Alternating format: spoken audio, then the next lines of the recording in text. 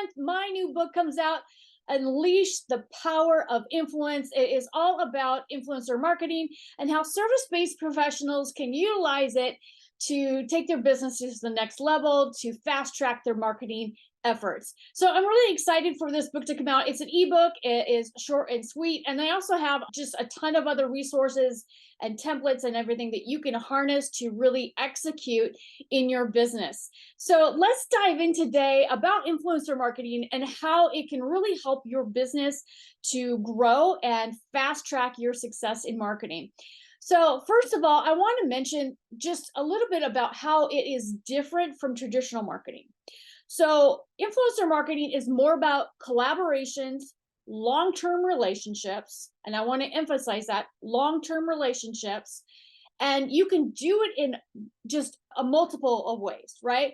You can partner with somebody else that has a large YouTube channel or maybe one that's just bigger than yours, and you do a video together. You come together and you have an agreement of what you're going to do to promote each other's videos and all of that and grow each other's accounts, right? That's a number one way to grow any social media platform, is partnering with others to create content. Okay. So that's going to be one way. You're going to also look into hiring people that have large followings to promote your products and services. And later in the podcast, we'll actually talk about how you can harness smaller influencers to grow your business as well. So you might also partner with somebody for a podcast. Like I did reverse influencer marketing on my podcast. So I first marketed my podcast to number 5 in business in the nation. Then I invited all of the people that would be my ideal clients onto my podcast to build relationships with them. I wasn't selling at them. I don't try to get them to do marketing with me. If they want my help, then great. But I build relationships, and I built my agency on building relationships with my podcast. So you could go at it from that perspective as well. You could go on people's podcasts to get promoted. So those people that came on my podcast were utilizing me as an influencer to promote their products and services, right? So there's so many different ways that you can do this. And I want to talk about the different reasons why you might want to do influencer marketing. So number one, brand awareness. You're going to be able to get your brand out there faster. You're going to be able to establish credibility if you do it right, if you partner with the right influencers. If you partner with the wrong ones, it's going to actually ruin your credibility. So we'll dive into all of that and what you want to look for when it comes to finding credible people to partner with. You can generate leads for your business. You can boost your sales in your business. You can expand your customer base. And it's just a real fast track way to build your business. Let's talk about the ethical boundaries when working with influencers. Now, you might have seen my post on LinkedIn. If you didn't, you should check it out. But it was a post that was in the Wall Street Journal all about an influencer and Budweiser. This particular influencer was all on social media, and their main thing on their social media was about being transgender. Okay. So that's everything that they stood for, was being transgender. And Budweiser decided to partner with that influencer to promote their brand. But their client base had nothing to do with transgenders, right? That wasn't something that was built into the core of Budweiser and their brand. And so that's an alignment that clearly would not have worked. And where they just went after numbers and they thought, well, this is a trend we're going to jump on and utilize transgenders and this trend to build our business. If they had done a little bit of research, they would have found out that I was watching Fox News. I don't know, maybe it was a couple of months ago. They had done a poll. They grabbed this poll, and it was on demographics, what Americans thought versus reality. And when it came to transgender, only 1% of the population is transgender. Of 322 million people, 1%. So that's about 3,000 people. So that right there is setting Budweiser up for disaster, right? Because even if they were to change their demographic and really market towards transgender, there's not enough people in that demographic to support them. On top of it, they chose an influencer that the transgender community didn't necessarily support. There were a few people that supported him, but the majority just weren't supporting him. And you just saw all this hate and all these hate videos and other transgenders coming out and saying, "That's not me." And he also was mocking women a lot and putting on this show. And so there was this sense that everyone had that he was just acting, okay, that he wasn't legit. So for that reason, they should have done a lot more research behind all of the drama and the people that opposed him, because those people that opposed him were going to oppose Budweiser. So if you go out there, remember, it's not just about the numbers. It's who likes this person, who doesn't like this person, why don't they? Is this in alignment with our current client base? Make sure that there's an alignment there. So as a result with Budweiser, they ended up firing the people that headed up this campaign, firing the people that were talking against their current client base. And the CEO decides transgenders and Budweiser, our brands have nothing to do with each other. And they should have thought about that ahead of time before they did this campaign.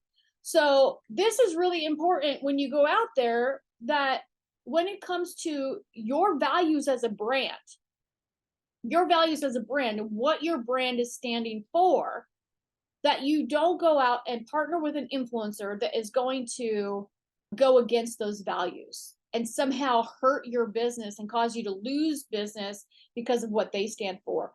And influencers can put anything on social media because we've built up this following that follows us for a certain reason. We're known for a certain thing. And then when we start to post other things, it just automatically, people just want to know about what's going on in our life. They want to know other things in our life, so we can share a lot more broadly.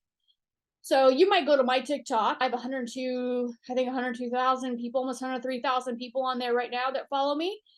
So people know that I'm a marketer. People know that I do digital marketing. They also know a lot of my background in coaching, that I used to be a minister. They know a lot of this stuff because I've been able to share it because I've already established myself in authority in marketing. Okay. So I've been doing it for years and years. And you go over my YouTube channel, you're going to get all of the very specific content around like making money online and all that. So I put blood, sweat, and tears into that niche. But then I can put something up there that has nothing to do with that pieces of content and it'd be perfectly fine.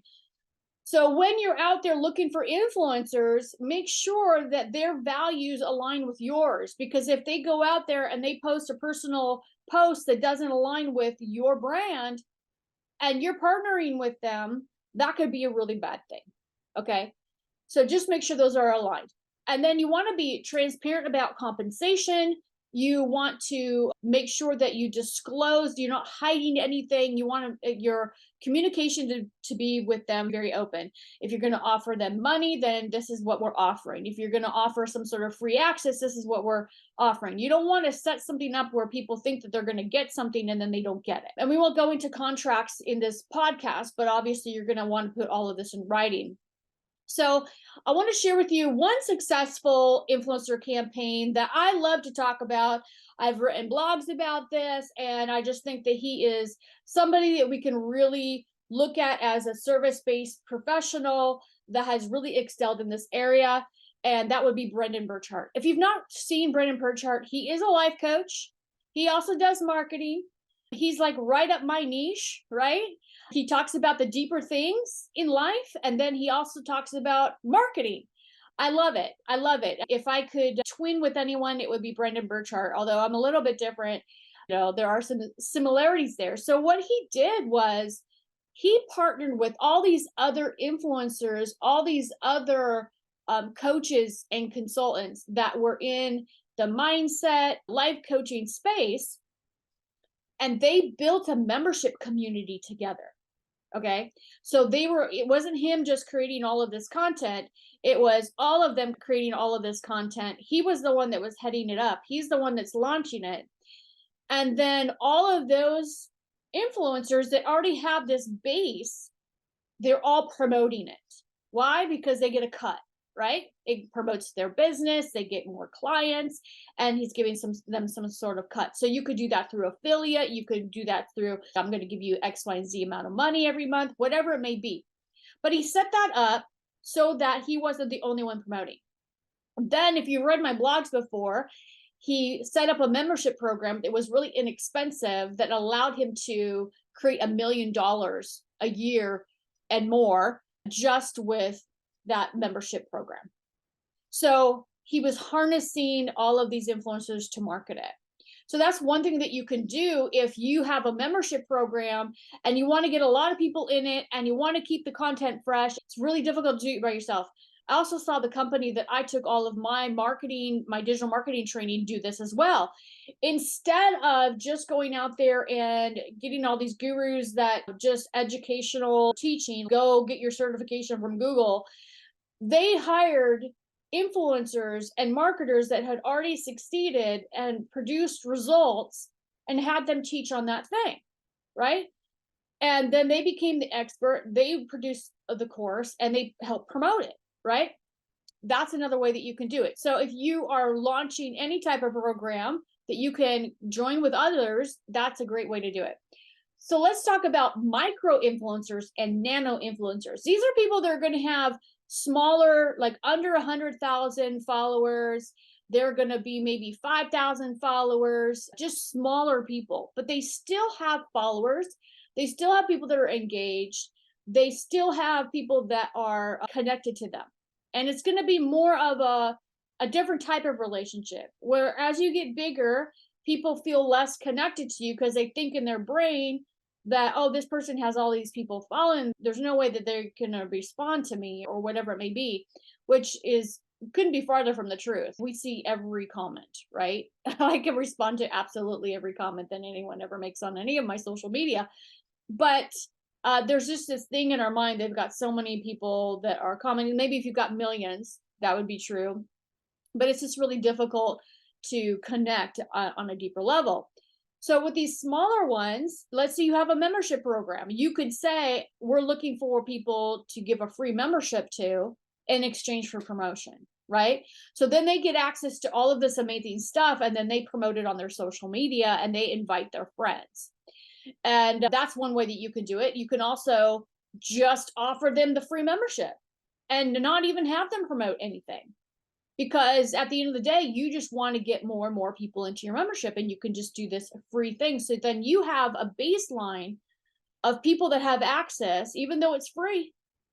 They have access to this, and they're in the program, and they're helping you to build it and make it better and all of this. So that's one way to really get something off the ground.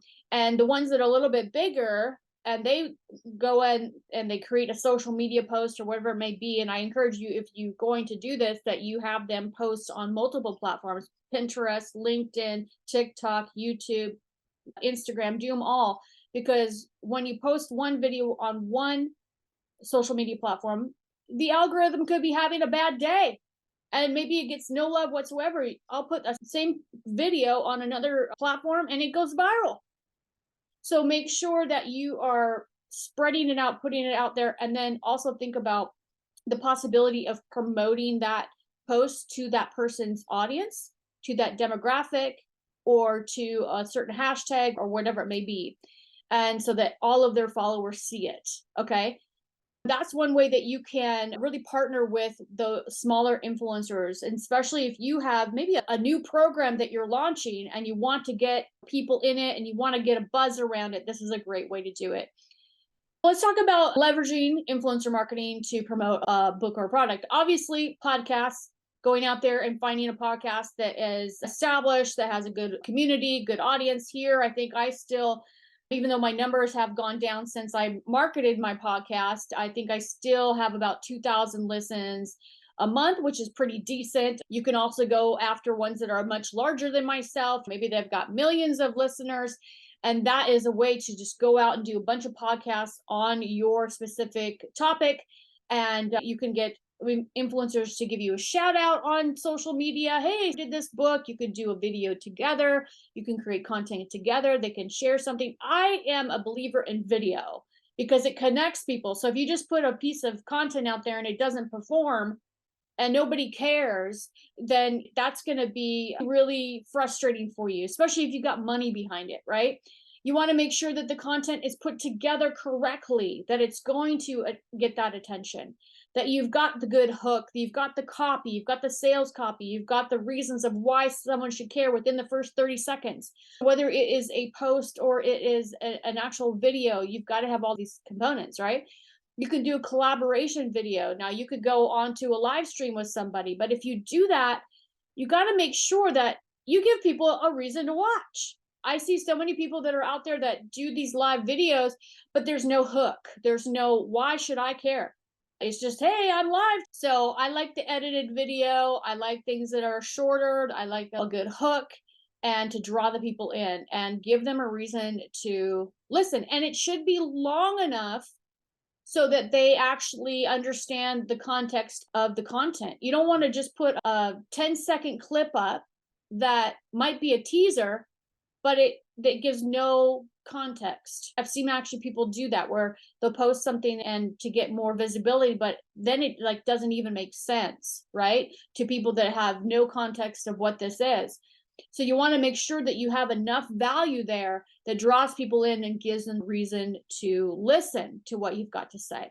But there are many components about that. I dive deeper into my book on that. And then let's talk about why it's important to build long-term relationships. So a lot of people think, oh, I'm just going to go out there, I'm going to do this transactional thing. But you think about something like Brendan Burchard, where he's teaming up long-term with these influencers to continually to promote his brand. So I think that it's really important that you continue to develop relationships with people that you feel are aligned with your brand that continue to help you to promote. I think that's probably one of the top mistakes that people have made when they've come on my podcast. They thought, oh, this is an opportunity just for me one time to promote their podcast. The people that are smart, that get it, have reached back out to me and said, hey, can I come back on? Hey, let's keep this relationship up. Hey, how else can we collaborate together? How else can we cross promote our services? Let's continue this business relationship. And as my footprint has continued to grow, they're also going to continue to grow and get more visibility. And so you want to make sure that you set this up for long term, that these people would be your ideal clients, possibly. Or they're going to be either an ideal client, ideal joint venture partner, and they have an interest in promoting your products and services because there's something in it for them. So make sure that you continue to manage those relationships and build those relationships, right? How can you use the influencer marketing to establish your brand, your thought leadership in your industry? This is good for those of you that are new in your industry. So all you have to do is find that person that's got the demographic that you market to, that your ideal client listens to, that your ideal client follows, and do a collaboration, an interview, a video together, whatever it may be. It could be a guest blog post. You can go, and there's a lot of guest blogging out there. You can go and do a guest blog someplace else on really any major magazine that has a blog. Times you can buy that opportunity to guest blog. There's just so many different ways. So you want to associate yourself with them. This goes back to a little psychology many, many years ago. Have you ever seen public speakers go out and they'll take pictures with famous people and they'll put that all over their website? It's because psychologically we associate, when we see people together, we associate now them together as one. They're in that group, right? So if I were to go out to all of these conferences and get all these photos with all these fancy people, they're, oh, she knows so-and-so. Oh, she's associated with so-and-so. And so it's the same thing with this influencer marketing. You go out there and then instantly you get this rapport with that community because that influencer that people love and respect is now partnering with somebody that they introduced to, a warm introduction, that influencer loves and respects, right? And then you get in the inner circle a lot quicker. Obviously, you've got to have you've got to treat people well, you've got to have a good business, you've got to know what you're talking about, all this. But that's going to continue to help you to build your brand. It's going to allow you to do it fast. So some of you I know are waiting to jump ship. You've been working a side hustle and you're like, I can't get enough clients and build my business fast enough. Influencer marketing is going to help you to launch your business literally overnight with very little resources. If there's any place that I would put my funds when I was first starting out, and I did, it would be influencer marketing. I did reverse influencer marketing where I used my influence to connect with people, but however you use it, you want to use it. So what if you have a limited budget? Let's say you don't have tons of money and to offer influencers to promote your products and services.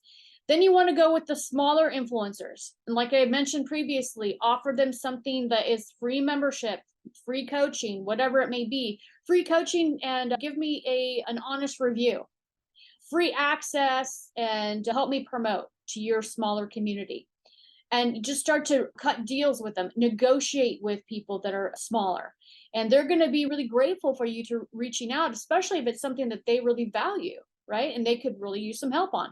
You can build up your community this way. How to avoid fraud when working with influencers. So a lot of people don't realize there are a lot of fake stuff out there. When I was doing marketing for a public figure on television, they had hired me and they're like, we want to be famous. And I was like, what? Do you want to be famous or do you want clients? Do you want to grow your business or do you want to be famous? They're like, we want to be famous. And they started to show me all of these people that they, had millions of followers, right? That were on Facebook with millions of followers, on Instagram, millions of followers. And I actually brought them to the back end of all of that. There's a lot of these people that are famous that we think in our mind are famous and influencers, and they're not. They've just positioned themselves to look like they are, or they're famous in other like third world countries. That is one that's really common. You can pretty much go out there. There are very few massive, really popular influencers, especially on Instagram and Facebook, that have not done this, where because there are books about it. There's actually a book on it, how to do this, and I do not recommend it. But you basically go out there and you promote your social media to people in third world countries because it's uber cheap, and you grow your platform to them, and then you switch the ads eventually to get the people in the US. So people with millions and millions of followers will be primarily popular in India and other countries like in South America. And those people aren't necessarily going to buy your products and services. And then they'll switch it over. And so if you start to say, okay, how many, you go into Facebook, this is all public, you put in their social media and you start to look at all the countries where their followers are, you will be shocked. Okay. So they're real followers, they're real people, they're just in third world countries that are engaging. So just know that there is a lot of smoke and mirrors when it comes to influencers. There are a lot of tools out there that are going to help you to analyze if people have fake followers or not. And I've actually put together a list of AI tools, an exhaustive list of AI tools that you can harness for your business, and I made that available through my book. And that's going to really help you to analyze those accounts and make sure that they have good engagement and they also have real followers. Because the other thing is that people can go out on any social media platform and buy fake followers. And what that does is it ends up hurting their account because they don't have real people following them. And then on top of that, your content has to be good. You have to be good at creating content in order for it to get seen. So it's not so much about how many followers you have, it's how many people are seeing your videos, how many people are seeing your posts. Because at the end of the day, across all platforms, whether it's YouTube, LinkedIn, whatever it is, if you go to anyone's stats, doesn't matter who it is, you go to anyone's stats, the primary viewers and listeners and all of that are going to be brand new people. They're not going to be the ones that have subscribed to your channel, followed you, and all of that. That's just the way those platforms are set up. They're just going to send the content out to the people that are going to be listening. That's when you want to start an email list so that you can send out your content and let people know when you've launched a new piece of content. because otherwise they're not going to know. Okay. So make sure that they don't have fake followers. And sometimes it's really difficult to tell if an account is fake or not. So use those AI tools to be able to figure that out. And it's going to help you to find the trusted platforms that and social media platforms and influencers that you should be working with for your business. Let's talk about how you can enhance influencer marketing for your customer experience. This is essentially making it more enjoyable. Maybe you do a promo, you offer a discount, you're really focusing on providing value first. And so this could be a really exciting way that people come and have this experience with you because you're offering this amazing opportunity, and it's enjoyable because it's interactive and you're working with their influencers. They already love you. So it just becomes this really warm, fuzzy thing. It's far better of a customer experience than just running a Facebook ad, right? It gets people excited. You could do a takeover of somebody's social media or have an influencer take over your social media. There's so many different ways you can make it interesting and entertaining for those people that are following you. So if you are interested in getting my book on Unleashing the Power of Influence, it is going to be on Barnes and Noble. It'll be on Amazon. It'll be on all of the platforms. If you do get a copy, I would love for your honest review on Amazon. And I also want to mention that in the book, at the end of the book, I offer 2 different resources. One is the list of all the AI tools that you could use for influencer marketing to really fast track all of your efforts. And then the second one is I put together a comprehensive guide that I have actually used. I put together because I was actually doing an influencer marketing campaign for one of my clients. And it's got all of the fill in the blank messaging, all of that, all of the things that you've got to think about, and in step-by-step guide. So you can get access to that as well. And of course, if you want to hire me to do your influencer campaigns, reach out, book a call with me, and we'll have discussion on how we can market your business. So guys, thank you so much for subscribing to Thrive Radio and all of the variety of content that we share here with coaches and consultants, some of my personal experience, and then of course, how to market your business. And I'm hoping that you love my podcast, that you've rated my podcast, that you've downloaded my podcast, and that you find great value in allowing all of these podcasts combined to take your business and your life to the next level. So we will see you in the next broadcast.